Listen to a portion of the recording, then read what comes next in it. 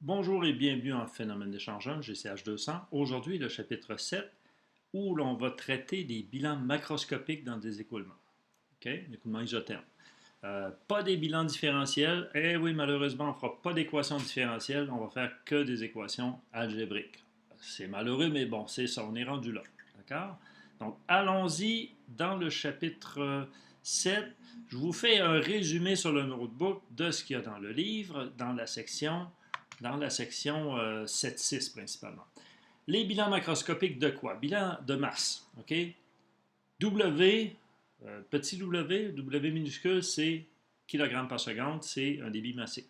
Donc, les débits massiques entrants moins les débits massiques sortants de toutes les entrées et de toutes les sorties. La différence entre ces deux choses-là, en état de régime permanent, c'est zéro. En état de pas régime permanent, en transitoire, ben, ce qu'il y aurait à droite, ce serait quoi?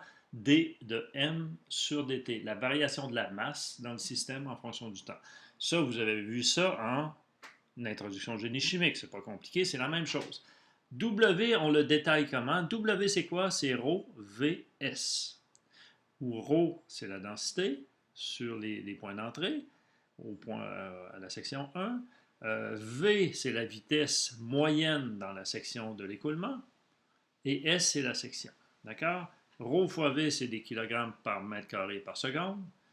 S, évidemment, des mètres carrés. Donc, ça, ensemble, ça fait des kilogrammes par seconde. Kilogrammes par seconde entrant, kilogrammes par seconde sortant. La différence entre les deux doit être égale à 0 en régime permanent. Bilan de quantité de mouvement, bilan de momentum, c'est quoi? Ben là, on a la même chose ici. On va avoir un bilan sur les points d'entrée, sur les points de sortie, mais alors attention, là, c'est un vecteur. OK? La masse, ce n'est pas un vecteur, c'est un scalaire, mais la quantité de mouvement, c'est des vecteurs. Donc ici, il y a des petits vecteurs un peu partout. OK?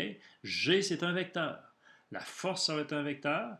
Et ces petits bidules-là, U1 et U2, ce sont des vecteurs aussi, mais là, c'est pas pire, c'est des vecteurs unitaires. OK? Donc, regardons c'est quoi. Dans les entrées, on a quoi? V fois W. W, c'est des kilogrammes par seconde qui entrent, multiplié par V, la vitesse. Imaginez, c'est un peu, vous définissez la quantité de mouvement comme étant mv pour un objet.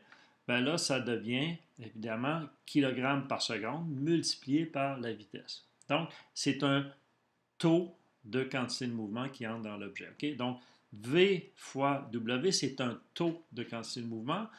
On a aussi une contribution en quantité de mouvement par la pression. La pression fait la surface. Donc, ces deux choses-là sont additionnées, donc la convection plus la pression multiplié par le U1.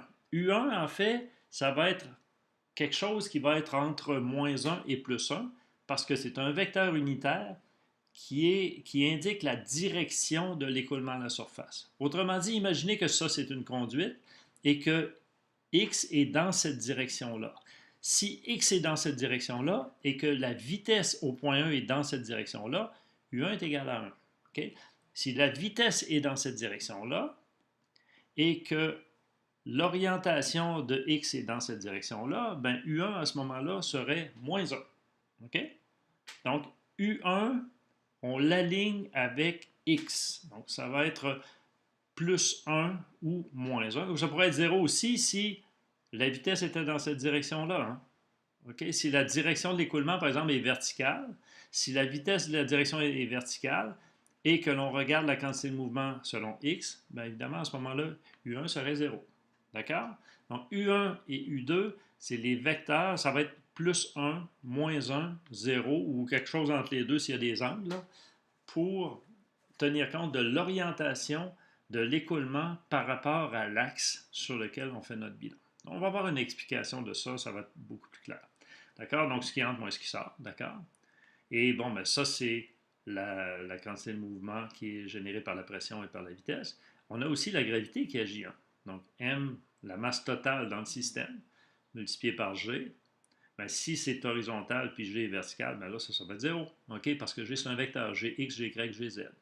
Et la somme de tout ce qu'il y a à gauche, ça va être égal à quoi? Ça va être égal à la force que le fluide exerce sur la surface. Encore une fois, cette expression-là, on va avoir un bel exemple que l'on va utiliser dans une des prochaines capsules. Quantité de mouvement angulaire, comme je vous disais, pour l'instant, on n'y touchera pas.